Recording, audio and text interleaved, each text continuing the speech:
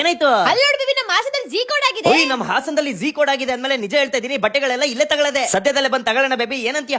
Baby baby baby ಎಲ್ಲೋದ್ರು?